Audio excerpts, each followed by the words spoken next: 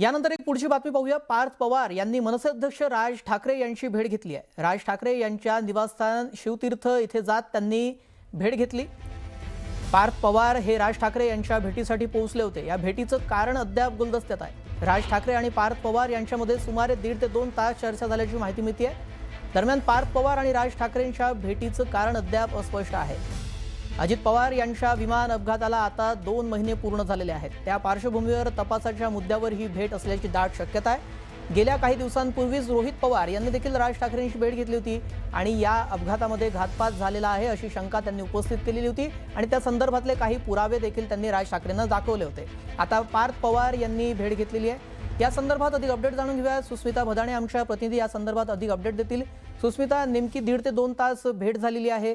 काय या भेटीमध्ये चर्चा झाली आहे? काय शक्यता तिथे वर्तवल्या जाते?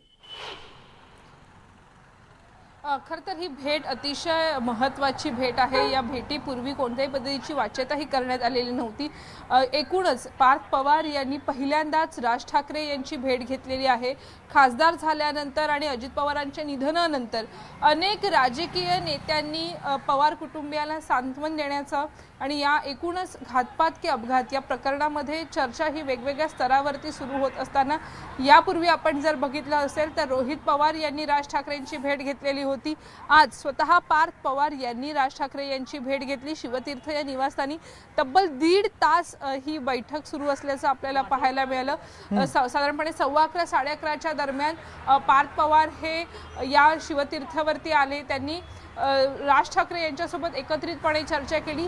एका खोलीमध्ये केवळ राज ठाकरे आणि पार्थ पवार यांच्यामध्ये चर्चा झाली। या चर्चेमध्ये नक्कीच आपण ज्या पद्धतीच्या चर्चा समोर येत आहेत त्यानुसार आपण जर बघितलं तर अजित पवार यांचं निधनानंतरच्या अनेक महत्त्वाच्या मुद्द्यांवरती चर्चा झाल्याचं पाहायला मिळते।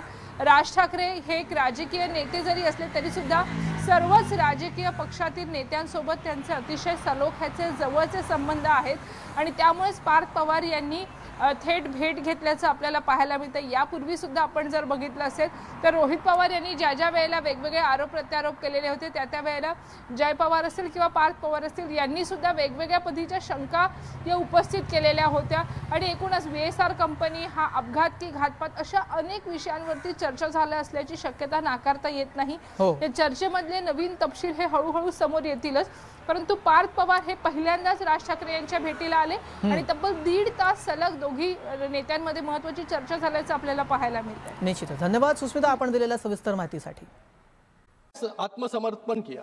2025 कुल 317 नक्सली ढेर किए गए, 800 गिरफ्तार हुए और रिकॉर्ड 2000 नक्सलियों ने हथियार डाले। 2014 से पहले 66 थानों के मुकाबले पिछले 10 वर्षों में हमने 568 नए फोर्टिफाइड थाने यहां पर बनवाए।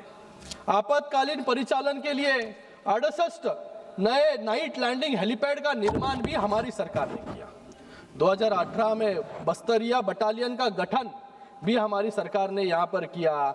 जो निधि यहाँ पर लग रही थी योजनाओं के लिए उसमें भी 155% की वृद्धि करने का काम हमारी सरकार ने किया। NIA ने 108 केस दर्ज किए और 40 करोड़ की संपत्ति जो है जब्त करने का काम यहाँ पर किया। इंफ्रास्ट्रक्चर डेवलपमेंट हो, डिजिटल क्रांति हो, बैंकिंग और डाकघर में वृद्धि हो, शिक्षा स्कूल में वृद्धि हो, स्कूल के संख्या में ITIs हो, कौशल विकास के केंद्र हो, ये सब जो है ये इंटीग्रेटेड अप्रोच का नतीजा जो है आपको यहाँ पर देखने के लिए मिल रहा है।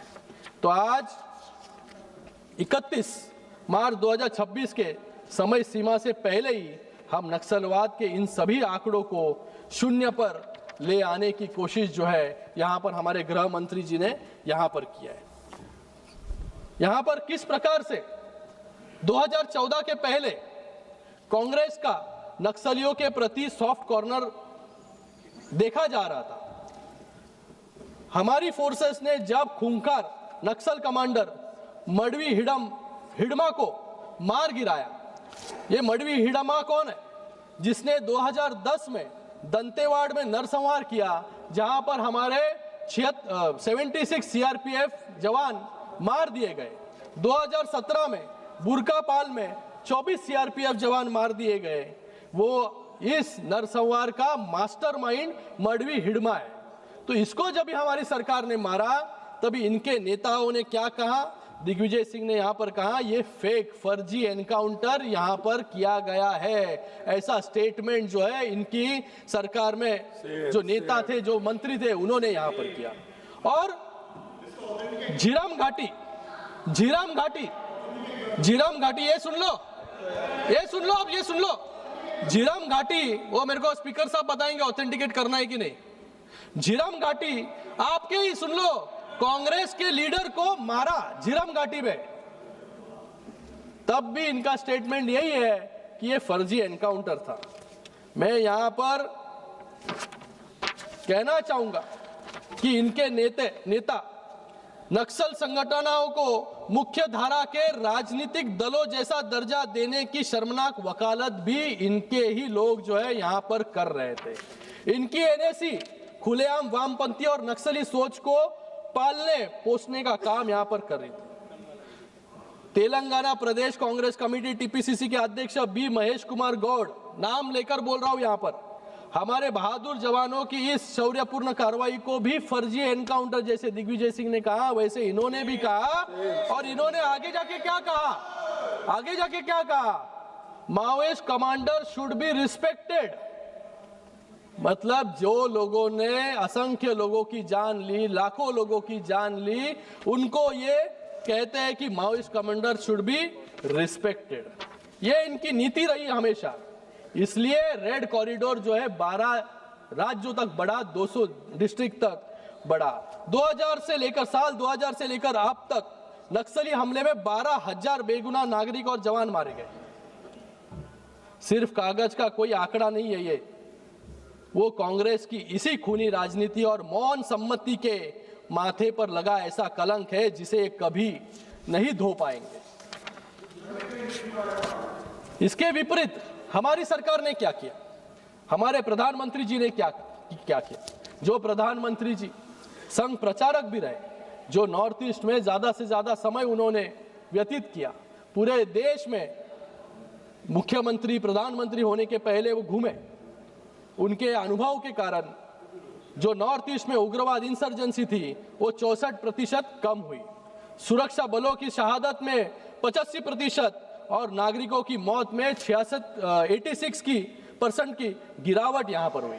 हमने एएनवीसी, एनएससीएन, एनएलएफटी, बोडो, कार्बी, यूएलएफए और 2024 के त्रिपुरा समझौता जैसे ऐतिहासिक कदम हमारी सरकार ने उठाए, हमारे प्रधानमंत्री महोदय ने उठाया। आज त्रिपुरा और मेघालय से एएफएसपीए पूरी तरह हट चुका है। अध्यक्ष महोदय, उनके 10 सालों में 16,000 से ज्यादा हिंसक घटनाएं यहां पर हुई, लेकिन आज हमारे गृह मंत्री जी के विजन के कारण, जो विजन है माओवादी मुक्त भारत, उस दिशा में जो है हम पहल कर रहे हैं। आज अलग अलग भारत के कोनों कोनों से लाल आतंक को मुक्त करने का काम जो है हमारी सरकार यहां पर कर रही है। जो 200 डिस्ट्रिक्ट प्रभावित थे, आज सिर्फ माओवाद जो है 3 डिस्ट्रिक्ट पर आकर सिमट चुका है। आज यहां पर मैं महाराष्ट्र से आता हूं, महाराष्ट्र पे भी बात करूंगा कि महाराष्ट्र के गढ़चिरौली और नंदुरबार में किस प्रकार से माओवादी नक्सलवादियों का संगठन जो है काम कर रहा था, किस प्रकार से ये पूरा इलाका जो है पिछड़ा था। 2004 से 2019 के बीच महाराष्ट्र में 1500 नक्सली हमले हुए, जिनमें 536 लोगों की जान गई। 2009 के दौर में तो स्थिति इतनी भयावह थी कि एक ही साल में 154 घटनाओं में 53 लोग मारे गए इस गढ़चिरौली में। लेकिन आज परिस्थिति बदल गई है। आज उसी गढ़चिरौली में जहां पर हमले होते थे, आज वो गढ़चिरौली जो है स्टील हब बनने जा रहा है। आज हमारी एनडीए सरकार ने नक्सलवाद को खत्म करने का काम वहां पर किया। कैडर में भारी गिरावट, 2014 में जहां महाराष्ट्र में 550 सशस्त्र कैडर थे, 2024 में घटकर केवल 56 रह गए। आज गढ़चिरौली और गोंदिया में केवल 24 सक्रिय नक्सली बचे हैं। मृत्यु दर में जो 93 से घटकर 3 पर आ गया है। ऐतिहासिक आत्मसमर्पण सीपीआई केंद्रीय समिति के सदस्य मलोजुला वेणुगोपाल राव भूपति, उसने भी आत्मसमर्पण, जिसके ऊपर 6 करोड़ का इनाम था, उसने भी आत्मसमर्पण यहां पर 2025 में किया। उत्तर गढ़चिरौली नक्सल मुक्त, मैं कहना चाहूंगा कि उत्तर गढ़चिरौली जो है आज पूरी तरीके से नक्सल मुक्त हो चुका है। आज हमारी सरकार जब जंगलों में छिपे नक्सलवाद को ढूंढ ढूंढ के मार रही है, वैसे अर्बन नक्सलियों के खिलाफ भी निर्णायक युद्ध लड़ रही है। एकनाथ शिंदे जी जब मुख्यमंत्री थे तब उन्होंने विशेष सार्वजनिक सुरक्षा MSPS विधेयक 2024 में लेकर आए। इस कानून के तहत देश विरोधी नैरेटिव चलाने वाले और युवाओं को बरगलाने वाले संस्थाओं को अवैध घोषित कर 7 साल की जेल और 5 लाख के जुर्माने का प्रावधान भी हमारी सरकार ने यहाँ पर किया।